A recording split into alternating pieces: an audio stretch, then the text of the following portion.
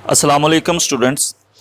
आज का हमारा topic oxidation number and rules for assigning oxidation number के मुतल्लिक है। तो सबसे पहले हम ऑक्सीडेशन नंबर की डेफिनेशन देखते हैं कि ऑक्सीडेशन नंबर हम किस चीज़ को कहते हैं।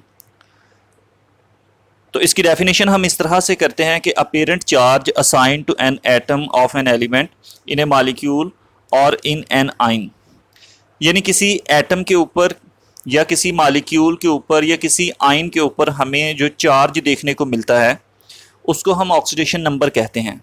तो हम अक्सर एटम्स के ऊपर देखते हैं कि प्लस या नेगेटिव में कोई नंबर लिखा होता है, तो वो जो नंबर लिखा होता है उस नंबर को हम ऑक्सीडेशन नंबर कहते हैं।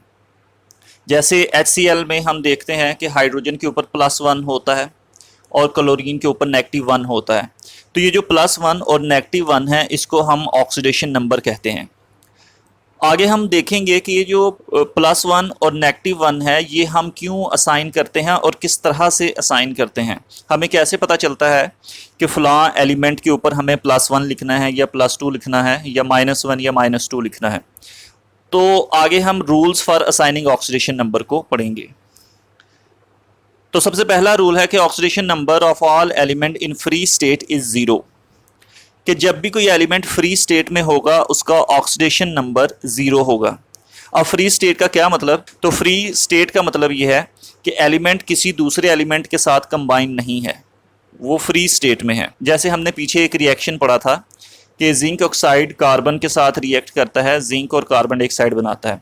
तो इसमें अगर हम कार्बन को देखें तो कार्बन जो है ये अकेला है, इसने किसी दूसरे एलिमेंट के साथ बॉन्ड नहीं बनाया हुआ, तो इसका मतलब है कि ये इस वक्त फ्री स्टेट में है, तो इस वक्त इसका ऑक्सीडेशन नंबर 0 होगा।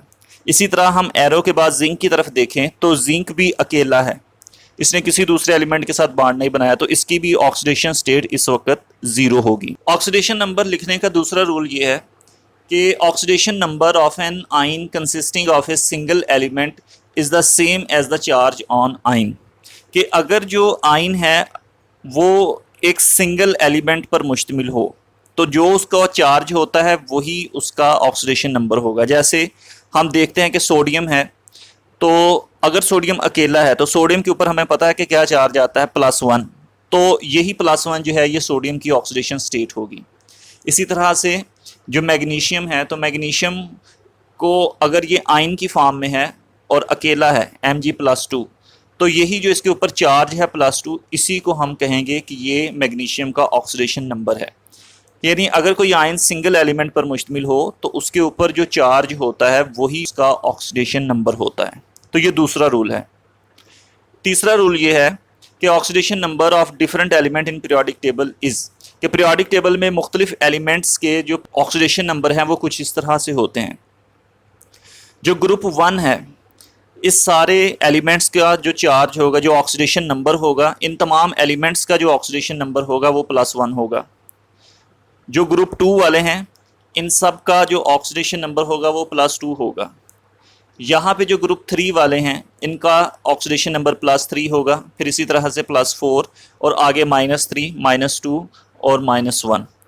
तो ये पीरियोडिक टेबल में मुख्तलिफ एलिमेंट्स के ऑक्सीडेशन नंबर हैं। ग्रुप के हवाले से ये मुख्तलिफ एलिमेंट्स के ऑक्सीडेशन नंबर हैं।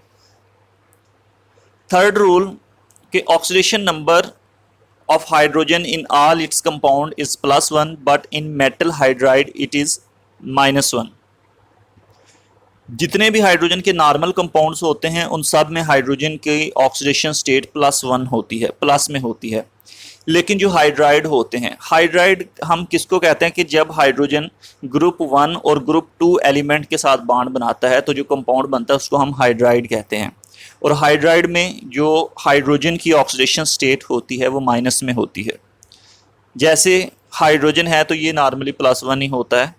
जो सोडियम हाइड्राइड है, अब देखें यहाँ पे सोडियम ने, हाइड्रोजन ने फर्स्ट ग्रुप के एलिमेंट के साथ बॉन्ड बनाया हुआ है, तो इसलिए ये होगा सोडियम हाइड्राइड। यहाँ पे सोडियम की ऑक्सीडेशन स्टेट जो है ये प्लस में होगी और हाइड्रोजन की ऑक्सीडेशन स्टेट जो है वो माइनस में होगी। तो जो हाइड्राइड होते हैं उनमें ऑक्सीडेशन स्टेट नेगेटिव होती है। तो ये चौथा रूल था। पांचवा रूल कि oxidation number of oxygen in all its compound is -2, but it is -1 in peroxides and +2 in OF2। जितने भी नॉर्मल ऑक्सीजन के कंपाउंड्स होते हैं उनमें ऑक्सीजन की ऑक्सीडेशन स्टेट नेगेटिव होती है, -2। जो परऑक्साइड होते हैं जैसे हाइड्रोजन परऑक्साइड H2O2, इसमें जो ऑक्सीजन की ऑक्सीडेशन स्टेट होगी वो -1 होगी। और जो OF2 है इसमें ऑक्सीजन की माइनस स्टेट प्लस में होगी, +2, क्योंकि ऑक्सीजन पहले आ रहा है और फ्लोरीन बाद में है, और जो पहले आता है उसकी ऑक्सीडेशन स्टेट प्लस में होती है लेफ्ट साइड वाले की, तो इस वजह से जो ऑक्सीजन है उसकी ऑक्सीडेशन स्टेट यहाँ पे प्लस होगी। तो फिफ्थ रूल इसका ये है कि ऑक्सीजन की ऑक्सीडेशन स्टेट नॉर्मल कंपाउंड्स में -2 होती है, जो परऑक्साइड्स होते हैं उनमें -1 होती है, और OF2 में इसकी ऑक्सीडेशन स्टेट +2 है। सिक्स रूल इसका यह है कि in any substance more electronegative atom has negative oxidation number, कि अगर हमारे पास कोई मॉलिक्यूल लिखा हो या कोई कंपाउंड है उसका फार्मूला है, तो जिसकी इलेक्ट्रोनेगेटिविटी सबसे ज़्यादा है उसके साथ हम नेगेटिव लगाते हैं। जैसे हम HCl देखते हैं तो HCl में हाइड्रोजन की इलेक्ट्रोनेगेटिविटी कम है और क्लोरीन की इलेक्ट्रोनेगेटिविटी ज़्यादा है, तो फिर हम क्लोरीन की ऑक्सीडेशन स्टेट के साथ नेगेटिव लगाएंगे और हाइड्रोजन के साथ प्लस लगाएंगे। तो इसलिए हम हाइड्रोजन के ऊपर +1 लिखते हैं और क्लोरीन के साथ हम -1 लिखते हैं, क्योंकि इसकी इलेक्ट्रोनेगेटिविटी ज़्यादा है।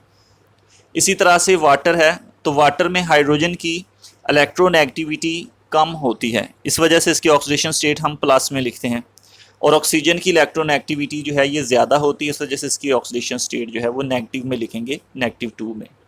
तो ये सिक्स्थ रूल है। सातवां इसका रूल ये है कि किसी भी मॉलिक्यूल में अगर हम तमाम ऑक्सीडेशन स्टेट को जमा करें तो जो हमारे पास ऑक्सीडेशन नंबर होगा वो 0 में आएगा। तो algebraic sum of oxidation number of all the element is 0। जैसे इसको हम एग्जांपल से समझते हैं, HCl है, तो HCl की अगर हम, ये हमारे पास एक मॉलिक्यूल है, न्यूट्रल मॉलिक्यूल, अगर हम इसकी सारी ऑक्सीडेशन स्टेट को जमा करेंगे तो वो हमारे पास 0 आएगा। जैसे हाइड्रोजन में होता है +1 और क्लोरीन पे -1, तो +1 और -1 इज इक्वल टू 0।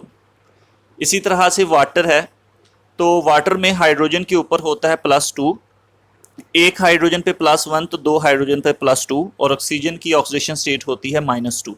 तो ये +2 और -2 कैंसिल हो जाएंगे और ऑक्सीडेशन स्टेट जो है वो क्या होगी, 0। तो एक मॉलिक्यूल क्योंकि वो न्यूट्रल होता है, तो जब हम उसके सारे ऑक्सीडेशन स्टेट को जमा करते हैं, उसका सम निकालते हैं, अलजेब्रिक सम, तो वो हमारे पास 0 आता है। तो ये सातवां रूल है। आठवां रूल ये है कि in ions algebraic sum of oxidation number equal to the charge on the ions. अब बाज़ औक़ात जो हमारे पास आइन होते हैं वो ग्रुप ऑफ एटम पर मुश्तमिल होते हैं, तो उनके ऊपर जो नेट चार्ज होगा वो सब जो आइंस हैं उनकी ऑक्सीडेशन स्टेट को जमा करके निकलेगा। जैसे SO4 -2 होता है, तो इस SO4 के ऊपर जो -2 चार्ज है ये पूरे के पूरे इस आयन के ऊपर है, S सल्फ़र पर भी है और O4 पर भी है। तो अब ये कैसे आता है, SO4 के ऊपर -2 चार्ज कैसे आता है? तो इसको हम इस तरह से देखते हैं, सल्फ़र जो है इसकी ऑक्सीडेशन स्टेट होती है +6 और ऑक्सीजन की ऑक्सीडेशन स्टेट होती है -8। एक ऑक्सीजन की होती है -2, तो 4 ऑक्सीजन की हो जाएगी -8। अब +6 और -8 जो है अगर हम इसका अलजेब्रिक सम निकालें तो वो होता है -2, तो इसलिए फिर SO4 के ऊपर जो नेट चार्ज आएगा वो होगा -2।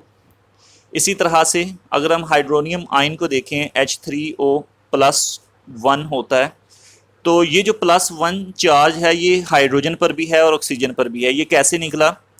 तो इस आयन के ऊपर ये चार्ज कैसे आया? एक हाइड्रोजन पर होता है +1 तो 3 हाइड्रोजन पर होगा +3, और एक ऑक्सीजन पर होता है -2, तो +3 और -2 अगर हम देखें तो ये कितना निकलता है, +1। तो H3O के ऊपर जो चार्ज आएगा वो होगा +1। तो इस तरह से किसी आयन के ऊपर जो ग्रुप ऑफ एटम पर मुश्तमिल हो, जब हम उसका अलजेब्रिक सम निकालते हैं तो जो हमारे पास नेट चार्ज आता है वही उसकी ऑक्सीडेशन स्टेट होती है। तो ये कुछ रूल्स थे ऑक्सीडेशन नंबर को असाइन करने के। इम्पोर्टेंट क्वेश्चन है, लॉन्ग क्वेश्चन में ये काफ़ी मरतबा आता है, तो इसलिए इसको अच्छी तरह से याद करें। Thank you.